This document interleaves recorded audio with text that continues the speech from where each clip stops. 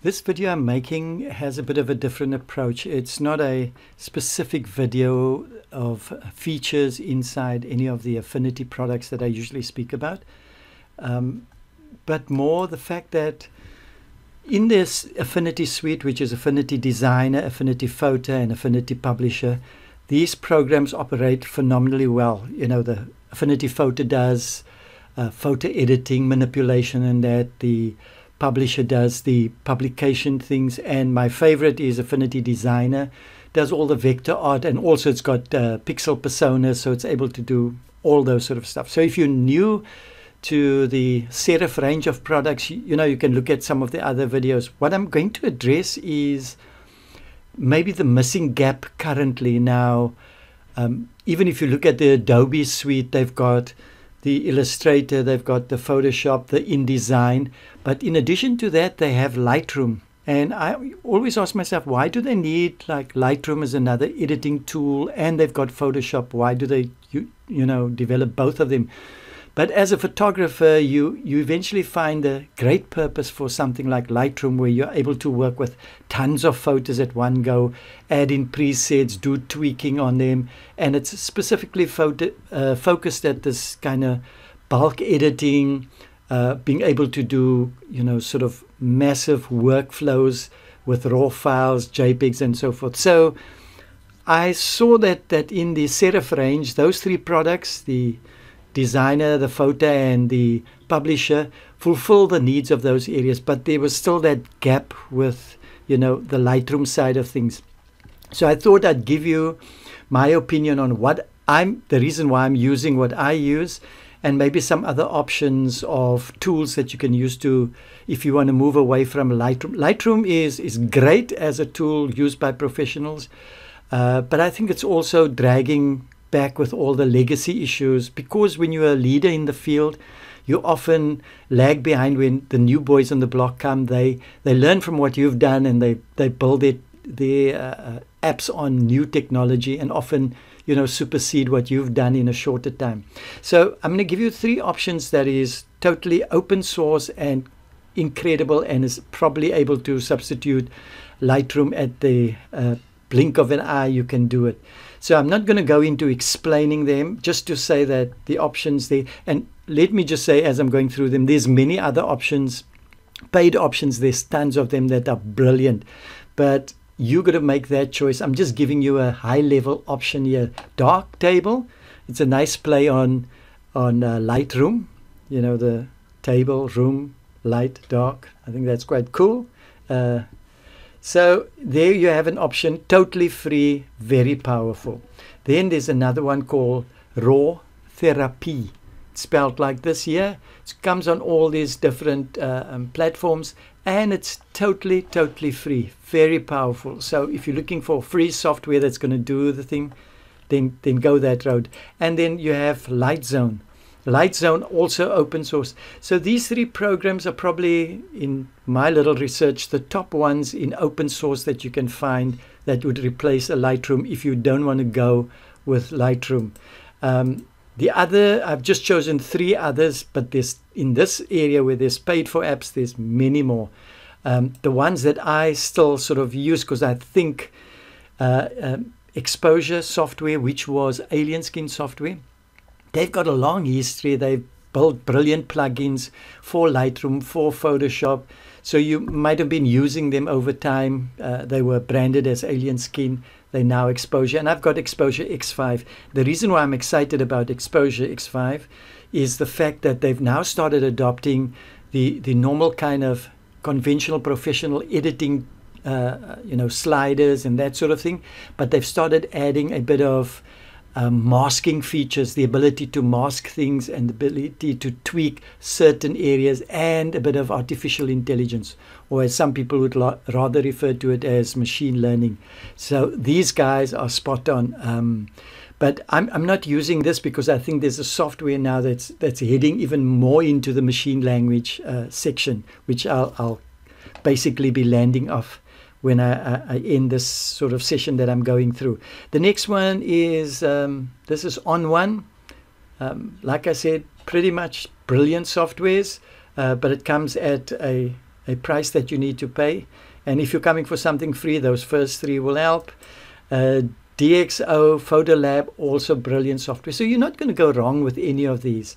But I'm sharing what my choice was and the reason, which is the last one. So there's 3 paid for ones I'm kind of putting out there for you. 3 totally free open source ones. And this is a paid for one, but I've settled on Luminar 4. I have Luminar 3. Only problem with Luminar 3, it lacks the features that I'm going to be talking about in Luminar 4. And that's why I'm kind of deciding to speak a bit more about Luminar 4 and the brilliant machine language, machine learning features that are in there, or shall we call it artificial intelligence, AI. And Luminar 4 is actually 4.1 is out now. It's just taken it to the next level as far as bringing in normal professional photo editing software where you can work with groups of photos and, you know, the kind of Lightroom setup, and then add to that artificial intelligence. Why would we need this artificial intelligence, you might ask? Well, it's something we've almost taken for granted as photographers. When you take a photo, you half press your shutter. What the camera does is it checks the contrast and it gives you the best exposure, or the exposure reading for you to modify your settings to get the best exposure. But there's already an intelligence in your camera. So we don't question that. We half press, get the reading, move our shutter or our aperture or ISO setting, get the exposure nice, etc., and snap it. But why can't we take that to another level? We've been editing photos, thousands of photos, wedding photos, scenery photos, where there's a sky. So every time we want to modify the sky, in most of the programs now, we've got to mask out the area and then tweak it independently. And most of the programs are starting to allow you to do that selective masking and selective tweaking. But can't we just tell the software, hey, you know, there's a sky, change the sky for me? You know, it sounds like that's a bit fictional, but that's the reality with Luminar 4.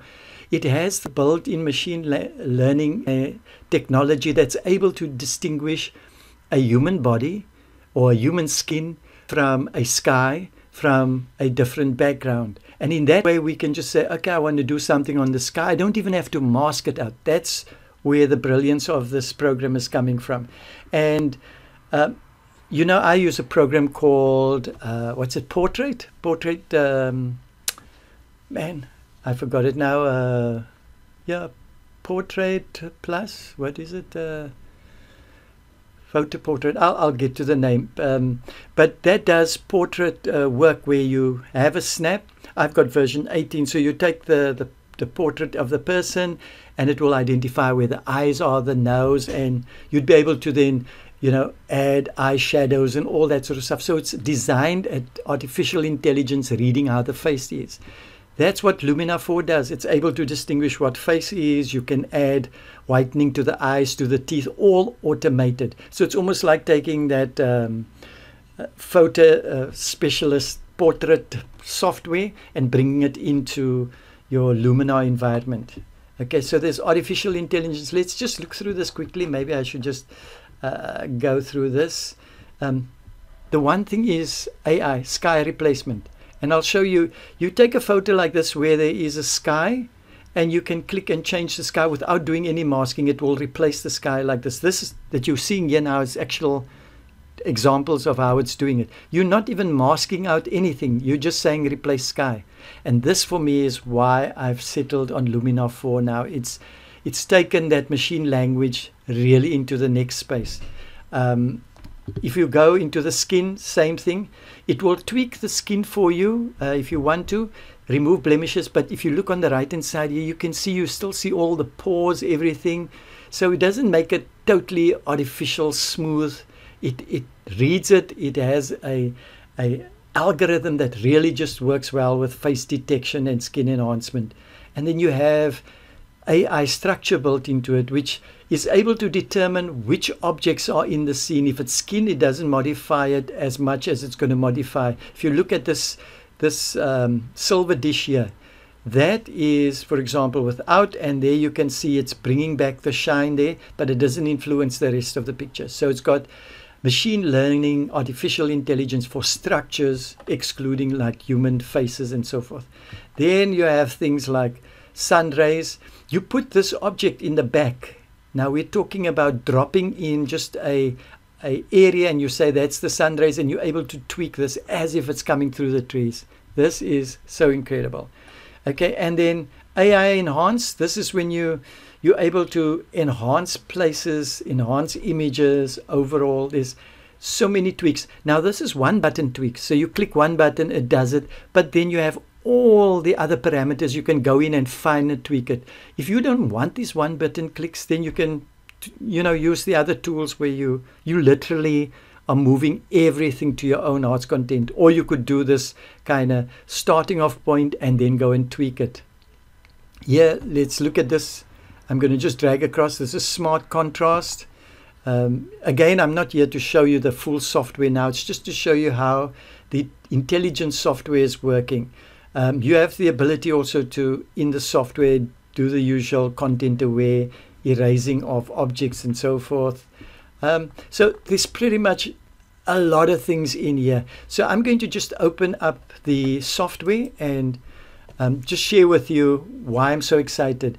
It's the artificial intelligence, and like it's almost in the Affinity products that we use, it takes what we know about the predecessors. In this case, I would say Lightroom.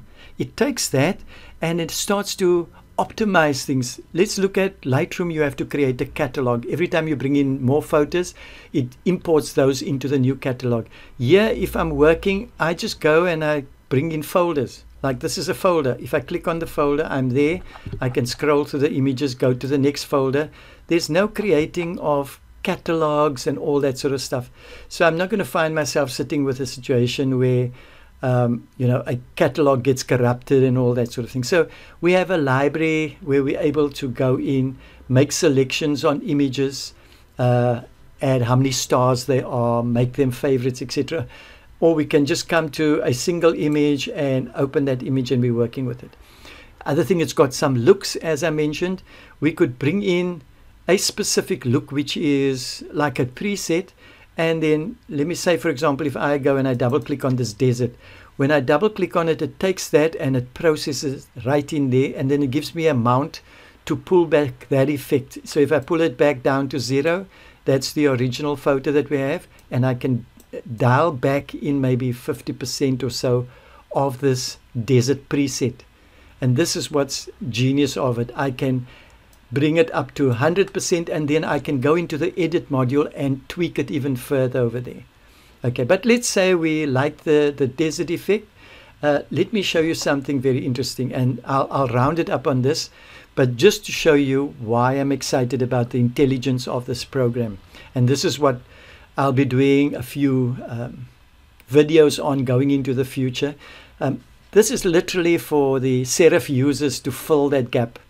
Like I said, you can use all the other programs to your heart's content, but I think this is in keeping with this brilliant leader in the field kind of thought process, the Luminar side of things. So if I go to edit, I'm going to just pop through here. We have almost, if I call this personas here, but if I start right on top, it can build layers upon layers. Canvas is to create the ability to crop, to rotate things. It's all built in there. But you have layers that you can work on. So you can do multiple edits on the layer, create the next layer, etc. These personas, which I would call them as a serif person, we know about personas in the different applications. I refer to them in my mind as personas. It's literally essentials, which are essentials when you're modifying. Now, with this, what we call looks, which is a preset, you can go in and go tweak them further. You'll notice that in this case, the temperature was set to 10. It's not on 0 because this particular look has a temperature that's slightly higher. So you can go further, tweak it, or cut it back, whatever you want to. So I want to show you this. If we go to, this is creative. So if I want to replace the sky over here, now usually I would go in and I have to mask out areas, etc., which in the software you can do. If I want to, for example, come in here and say, let's take maybe yeah, color style. Say I want to add a LUT to this. That's lookup tables, people who know who works with that. If I want to add a LUT, I can add it, but then also on each of these pop-out areas I have a mask area, so I can add the effect and it won't add it to the entire thing. It will take that effect now, and wherever I paint the mask over, it takes that effect I'm doing and place it in that mask area. It is phenomenal in that area. Okay, so let me just show you AI replacement. Now, as I said, if we want to replace the sky, we would have had to go through all of that. Can you see there's haze in the background and everything? Let's just check this out. This most likely would do with a nice sunset. All I do is click sunset. It's going to analyze this and drop it in there at the back. Can you see that? Isn't that incredible? It's determined that that area over there is the sort of mountain area at the back, and it's not just a one click that gives you this. You have then the ability to tweak it. If I, for example, want to reposition the horizon, I can bring it slightly up or down. Let's see, maybe I want to place the horizon somewhere there. I have the sun coming from maybe a bit higher. You see, I have the power of doing that. Even advanced settings, if I go into advanced settings, I can change different things. Maybe the sky is too clear, I can do a little bit of defocus. So I have the ability to blur out the sky, etc., etc. I can add haze to it if it's too clear. I can add a bit of atmospheric haze just to match in with the photo. It's got all these things built in intelligently. But the greatest thing of it is it's the fact that I'm clicking one button and replacing a sky. If you say, are you able to do that again? I said, of course. I can go to dramatic sky. Let's go dramatic sky 3. You do that, boom, there it replaces it. Maybe it's a more overcast day. But I would think that this would go better with a beautiful dramatic sunset. So there we pull in a sunset, and there we have it.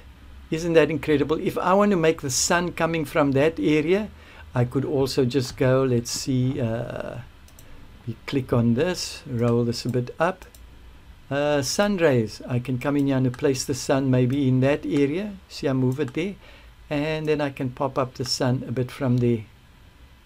Maybe the rays look too overwhelming. I can pull back on the rays, pull back on the overall look, maybe drop that a little bit to make it a bit more realistic. Let's say that's what I'm happy with.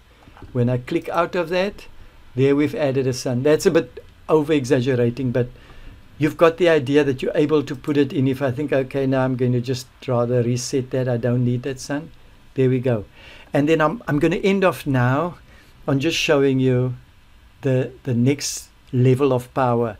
If I, for example, want to just add light onto a face, I can go to the portrait area and I can add light onto the face. You will see it will just brighten up the face a little bit. Can you see that? I'm going to go excessive, but you'll just pull it back for a little bit of brightness. On photos that we are closer, we can even modify the face, the actual lip color, the eyes, and that sort of thing can be all modified because the artificial intelligence knows that that is a face, that's a sky, this is structure at the back. But let me just show you this part that I think you'll get excited about. In normal things where you are able to add a preset, if I want to add this preset now to another photo, which means I want all my photos like this to have the same sky and the same look and feel of the sky and any of the features on here. Usually in the other programs, I can't just transfer the sky across also. I'm going to have to go mask the second thing out, etc. But here, look at this. I'm going to pull this back. Just look at these photos here, all 4 of these photos. What I do is I right click on here and I can say adjustment, copy the adjustment. I'm going to select, keep my shift down just to make multiple selections, and then I'm going to right click and I go to adjustments. I say paste adjustments. Look at the sky and the effect on all of these photos. Watch how it pops in. It's intelligently looking at the images now, and you're going to see it starting to alter. You see, there we go. The bottom one is started already. Now some of them you might have to tweak a little bit and so forth, but look at that. It's giving you the mood. So when you are changing the background on a photo shoot, you don't have to worry that there's no consistency in the background based on the shots that you're doing. You're having one that's like this in the evening and the other one over here. With these ones here, all I go is click on here and say adjustment, paste it because it's still in my memory, and you'll see the same background effect and there. And if I double click on that, let's go into that as a single image. There we are. Okay, it's just clearing up there now. It's a bit blurry. It's just busy doing its clearing up. I'm busy recording and trying to preview it off here, but it's literally taken this image and now brought it in here with the same skies that we are using. Let's see if this is clearing up a bit better. It's still busy doing its processing. Okay, so there we go. We're able to take it in there. Sky has been there. In this photo, if I decide, okay, I want to change this, I've transferred it from all of them. Maybe I just want to get back to the sky. Let's see, where are we on the sky? Replacement. On this one, I want to change the thing maybe to a bright blue sky. That's the click. It's one click. And there we go. We were the bright blue sky. And then we, of course, we can modify the sky. This is all done totally automatic without the need for any masks. This is what's so exciting. And then, of course, you know, you have your pro area where you can do your more professional photo filters, splitting of tones, you know, advanced contrast manipulation. But that's why I'm so excited about Luminar. I wasn't about Luminar 3, but with Luminar 4, I think they've distinguished themselves from the rest of the crowd by this artificial intelligence, sky replacement, etc. Because now your workflow is incredibly fast. As I close off this video, I'll show you now quite a batch of these, and I'm going to just select them once again. Let me do a selection, and I am just going to right click and say adjustments, paste it, because I still got that same effect in. And as we close on, you'll see all the skies change. And yeah, so hopefully we're going to look forward and excitingly to the presentations of new material on Luminar 4 and how it could be integrated into the whole space of the programs that we're already using, the Serif programs. And if Serif comes out with a program that's, you know, can replace the Lightrooms or the Luminars or the Exposure X5s, then we're going to have a look at that. But for now, I think this is an excellent tool to pull into the arsenal using with the other three programs. In this way now, this is my programs. I use Affinity Designer for vector art and a bit of pixel editing in there. I use Photo for all the photo manipulations. If you're doing one or two photos, you probably don't even need to come into, you know, Luminar and use it. Then you can stay in Photo. But if you start using multiple photos, I think you should give it a serious look. And then, of course, publishers there for our brochure work and book manufacturing. And then, in my case, Luminar is the excellent tool because of its high-end machine language and the direction they're going to. So hopefully this is getting you excited, and the next video that I release would most likely be something on something specific inside Luminar. So have a fantastic day and God bless.